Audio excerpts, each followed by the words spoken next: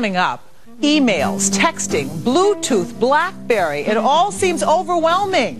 Dr. Edward Hallowell says it is. He has messages on slowing down. If you don't have time to read this book, then you really need to read it. It's called Crazy Busy. It is the latest offering of our guest, Dr. Edward Hallowell, the psychiatrist who first helped us understand attention deficit disorder and now takes us through our crazy busyness. Thanks for joining us. It's a real pleasure. I love the title of this book. It just so fits. But when you talk about crazy busy, what are we talking about here? Just the overwhelmedness of modern life. Most people, when they see the title of the book, Crazy Busy, Overstretched, Overbooked, and About to Snap, they say, that's me. Right. You know, and you don't have to explain to them what it's about. It's without meaning to. We've sort of become victim of our own enthusiasms. We overcommit. And this wonderful technology, I'm no Luddite saying turn back the clock, but this wonderful technology, if we're not careful, becomes a demon because, you know, it allows us to overcommit. So what I'm saying is take back control.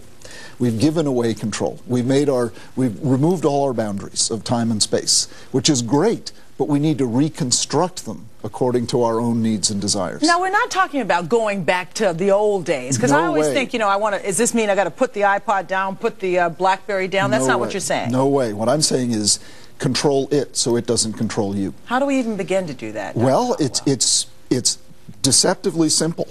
It's the Nike solution. You just do it. You know, you turn it off. The simple solutions: turn it off during dinner, during lunch with a friend. Turn it off. The take-home point is not get rid of your BlackBerry, but it's become aware of how it can take you over if you're not careful. Right. You can fall into what I call screen sucking.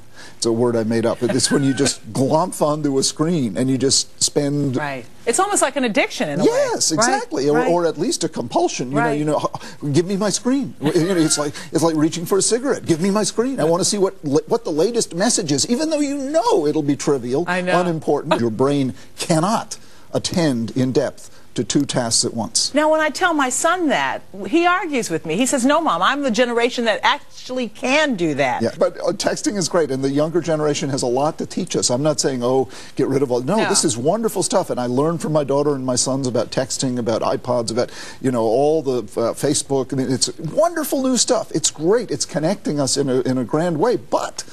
the underbelly, the Achilles heel, if you're not careful, it takes you over. Right. And then you're crazy busy, and you say, where did the time go? Where did my control go? You know, and all you want to do is go to bed. You know? You make an interesting point at the very beginning of the book about sometimes our busyness is a way of avoiding facing deeper issues, which really touched me. Explain that. Well, it's so seductive. You know, these messages, they're so, like I say, there's something in us, we have to attend to them. And you can say to yourself, oh, I'm working. But you're not doing the important work. You're avoiding that project that you keep putting off. Mm-hmm. You're avoiding the business proposal you've been wanting to draw up. You're avoiding the conflict with a friend that you really should address. You're avoiding reflection. You're avoiding the larger issues of life. Essentially, you're avoiding what matters most. Right. Why? Because it's difficult. And you welcome the excuse to avoid it. It's hard to wrestle with important matters, whether they're emotional or intellectual, what have you. And so you have this convenient dodge. Oh, I'll just be busy. I'm working, right? And yet you're not doing the real work. You're not doing the in-depth work. You're not doing the creative work, the conflict resolution work, the explorative work that leads to growth and really fulfillment as a human being. And that we all need to do. Absolutely. So this is not just, you're not just talking to writers or artists, you're talking to everybody. Everybody. Depth in a relationship. Depth in your spiritual life, depth in your relationship with your kids. You can't have a great relationship with your kids if you don't engage with them, if you don't spend time with them.